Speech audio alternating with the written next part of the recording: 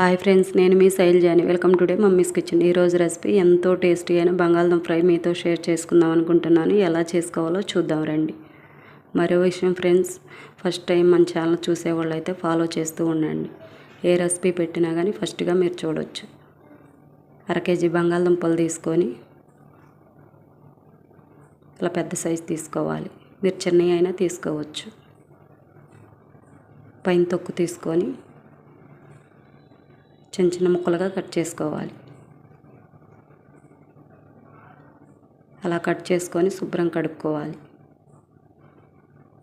శుభ్రం కడుక్కొని పక్కన పెట్టుకోవాలి. పొయ్యి మీద ప్యాన్ పెట్టుకొని 3 స్పూన్ల నూనె వేసుకోవాలి. ఆవాలు కొద్దిగా వేసుకోవాలి. జీలకర్ర కొద్దిగా వేసుకొని సాయిపప్పు కొద్దిగా వేసుకోవాలి. అలా కొద్దిగా వేపుకోవాలి. అలా కొద్దిగా వేగిన తర్వాత పచ్చిమిరపకాయలు కొద్దిగా, కరివేపాకు కొద్దిగా వేసుకోవాలి. అలా వేగిన తర్వాత ముందుగా కట్ చేసి పెట్టుకున్న బంగాళదుంప ముక్కలను వేసుకోవాలి.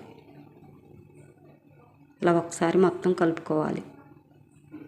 అవి వేగుతుండగా పక్కన ప్యాన్ పెట్టుకొని 1 స్పూన్ ధనియాలు వేసుకోవాలి. 1/2 స్పూన్ జీలకర్ర వేసుకోవాలి. కొద్దిగా వేపుకోవాలి. అలా వేగిన తర్వాత నువ్వులు 1 స్పూన్ వేసుకోవాలి. చెక్క కొద్దిగా, లవంగాయలు 2 వేసుకోవాలి. అలా తిప్పుకుంటూ వేపుకోవాలి. మాడిపోకుండా వేపుకోవాలి. అలా వేగిన తర్వాత పక్కకు తీసుకుని ఒక ప్లేట్లో వేసుకోవాలి. పూర్తిగా చల్లగా అవనివ్వాలి. బంగాళదుంప ముక్కలు వేగినాయో లేదో చూద్దాం. అలా ఒకసారి తిప్పుకోవాలి. అలా వేగుతుండగా ముందుగా వేపి పెట్టుకున్న నువ్వులను తీసుకొని పూర్తిగా చల్లగా అయిన తర్వాత మెత్తగా దంచుకోవాలి. అలా దంచుకోవాలి. అలా దంచుకొని పక్కన పెట్టుకోవాలి. బంగాళదుంపలు ఒకసారి వేగినాయో లేదో చూద్దాం.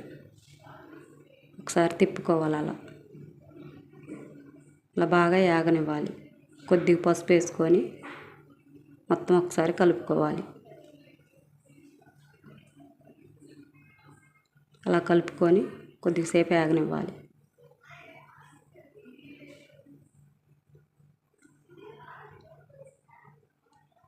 అలా కలుపుకోవాలి. అల్లం చిన్నుల్లి పేస్ట్ 1 స్పూన్ వేసుకోవాలి. పుదీనా కొద్దిగా, కొత్తిమీర కొద్దిగా వేసుకొని మొత్తం కలుపుకోవాలి.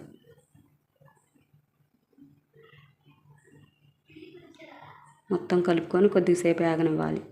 అలా వేగిన తర్వాత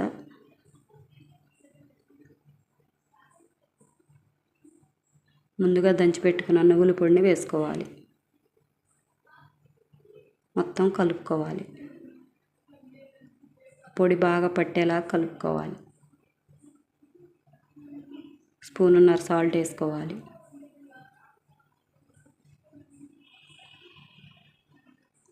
స్పూన్ కారం వేసుకోవాలి. మొత్తం కలుపుకోవాలి.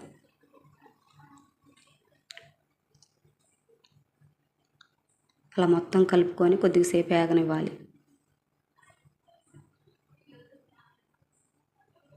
అలా వేగిన తర్వాత స్టవ్ ఆఫ్ చేసి పక్కకు తీసుకోవాలి. సర్వింగ్ గిన్నెలో సర్వ్ చేసుకోవటమే. ఇలా ట్రై చేయండి. ఎలా వచ్చిందో నాకు కామెంట్ చేయండి. మన ఛానల్లో ఇట్లాంటి రెసిపీలు, సింపుల్ అయిన రెసిపీలు, టేస్టీ అయిన రెసిపీలు చాలా ఉన్నాయి. ఫాలో చేస్తూ ఉండండి. కామెంట్ చేయటం మాత్రం మర్చిపోవద్దు. రైస్లోకైనా, రోటీలోకైనా, చపాతీలోకైనా చాలా బాగుంటుంది.